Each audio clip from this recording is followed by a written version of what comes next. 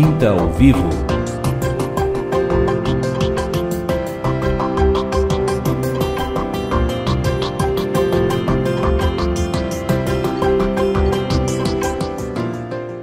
Voltamos aqui nesse bate-papo com a Vitória, que vive vitórias, né? Na vida agora com o Senhor. E aí me conta do teu casamento. Aqui entre nós aqui. Só entre nós aqui. Então, como é que mudou o casamento? Baixa mais um pouquinho o microfone. Sim. Bom, nosso casamento, eu casei com 17 anos, né? Mas a gente teve um período, assim, de namoro, porque não tinha entendimento da palavra. Foi né? Amor à primeira vista. Então. Foi uma Tô coisa sabendo bem... que o Nicolas passava, vocês se encontravam, Sim, né? ele trabalhava numa empresa bem próxima à minha casa, então a gente passava, assim, Aí ele usava sempre o mesmo trajeto. Ele já passava olhando para dentro da casa da Vitória. Né? E aí a gente acabou, então, se conhecendo dessa maneira, mas não tinha esse entendimento. Assim, na cidade de 2 irmãos, né? 2 irmãos. E aí conheci ele, conheci a família, depois soube, então, que ele era cristão. O pai dele tinha, então, essa incumbência de presbítero na cidade, e eu comecei a participar. Mas o interessante é que não foi aquele momento que o Senhor me trouxe para dentro do reino. Eu, uma vez, dentro da igreja, participando de uma oração, eu me lembrei de um momento em que minha mãe e meu padrasto estiveram na igreja do Senhor Jesus Cristo por 3 ocasiões, quando era em outro local, e eu tinha 10 anos de idade. E brincava com as crianças que ali estavam, que eram, então, o Nicolas, o irmão dele, e outras crianças que... Olha só. E me recordei desse momento pela descrição de onde era a igreja antes. E aí eu vi que mesmo tendo feito talvez a oração do novo nascimento naquele momento, teve um período que, por Deus, seja como Deus quis, né? Sim. Eu vim parar depois, mas foi muito interessante que Deus começou a restaurar. A gente começou ao inverso, como ele trouxe no Quinta Vivo, que ele participou, né? É. A gente teve aquele período, assim, bom antes, quando a gente se conheceu, assim, que era, então, bom. Mas, enfim, aquilo aconteceu e quando nós nos casamos, a gente já estava habituado, a gente já sabia como era um outro e aí começamos a viver juntos dentro de um lar, porque antes, quando dava um problema, cada um ia para sua casa, né? E aí não precisava resolver. Mas aí, quando casados, a casa era uma só, então a gente tinha que resolver ali dentro. E eu comecei a buscar na palavra, assim, Deus despertou isso no meu coração, sempre tive muito interesse. E eu vi que eu não conseguiria de nenhum jeito mudar ele, né? Deus precisou me convencer e endureceu o coração dele para que eu fosse quebrantada. Assim como diz com o faraó, né? Deus endureceu o coração para que o povo clamasse para sair de lá. E aí eu queria mudar ele, eu queria que ele mudasse, porque, como assim? Ele era filho de pastor, eu queria um exemplo, né? Eu queria que ele fosse um exemplo, eu queria também que ele começasse a obedecer aquilo que nem eu conseguia obedecer. E aí Deus me quebrou porque endureceu ele. E isso foi muito bom para mim, graças a Deus. Esse é o teu lado, né, do crescimento. Isso, é.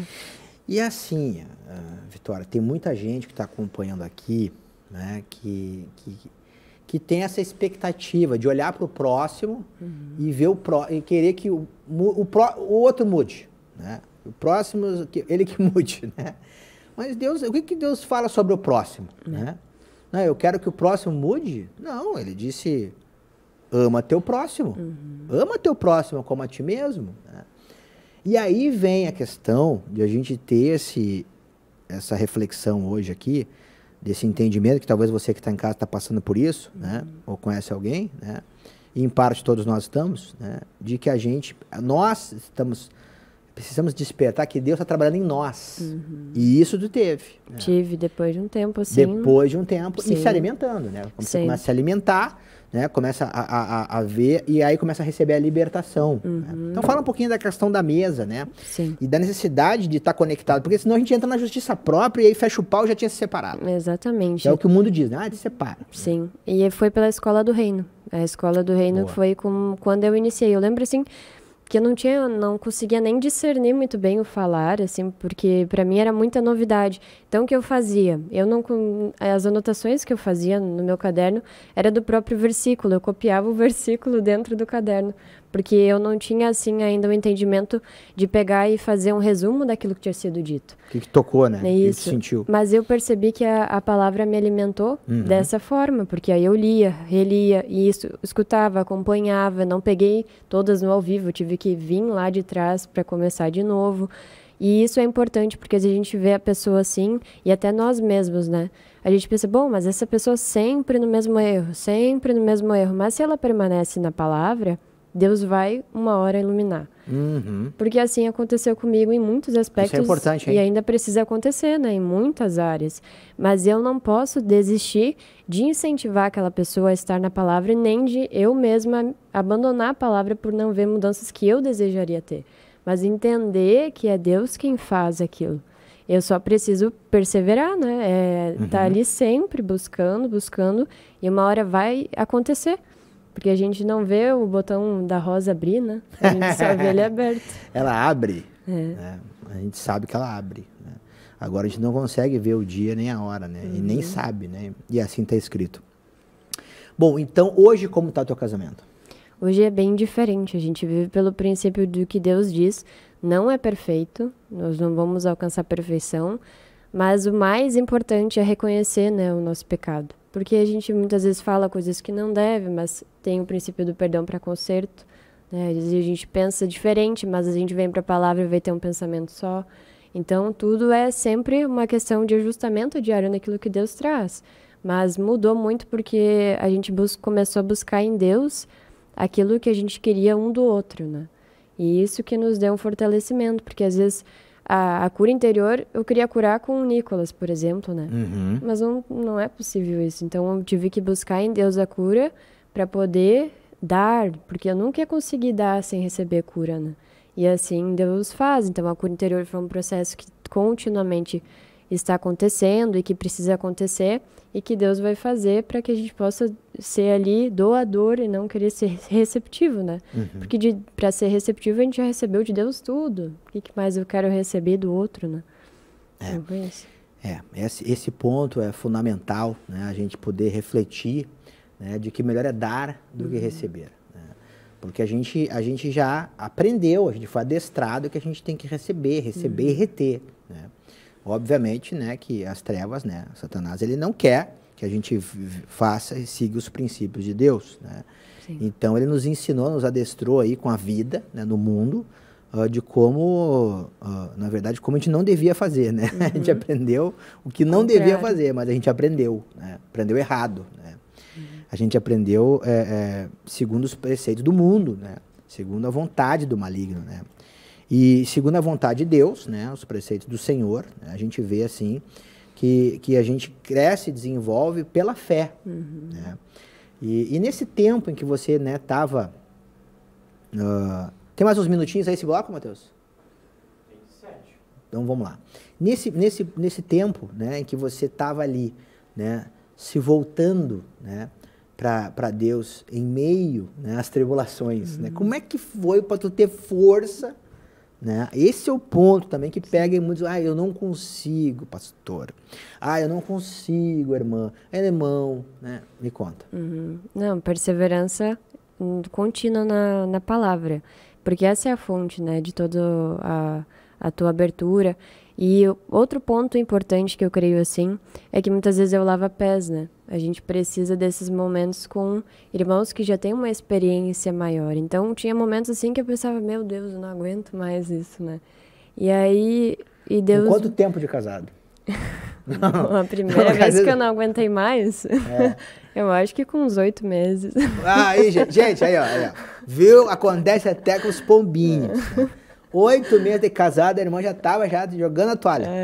É verdade, a gente não tem como dizer que não, né? Porque acontece com todo mundo. Sim. Né? Não é porque, eu tô há 20 anos, eu tô há 30 anos, eu tô há 10 anos. Né? Mas tem que investir, né? Com certeza. Tem que usar o Cristo, aquele que tudo pode, né? E aqui mais um testemunho para você, para animar, que às vezes a gente, né, no mundo a gente está desistindo. Então não é dizendo, vai trocar, não vai resolver, vai piorar. Exatamente. Com Deus não tem isso aí.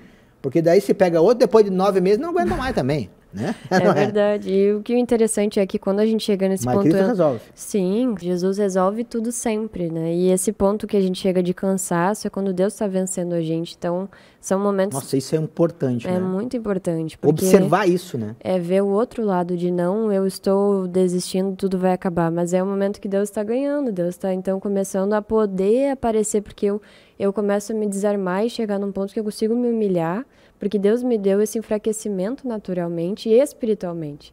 Então, esses são os melhores momentos para a gente se voltar para Deus, fazer a confissão de pecados e colocar diante de Deus aquilo que eu ainda não me humilhei para receber a libertação. E também o constrangimento de entender que não adianta eu querer mudar o outro, mas sim que eu preciso me humilhar e esperar no tempo. Porque é que nem na questão do perdão, né? Diz assim, se você tem um filho, você não dá para o seu outro filho corrigir. É o pai quem corrige. Então, a questão entre nós todos, sendo irmãos, é sempre Deus quem corrige. E na questão familiar é a mesma coisa. É sempre Deus. Eu não posso querer mudar algo que eu não sou dona.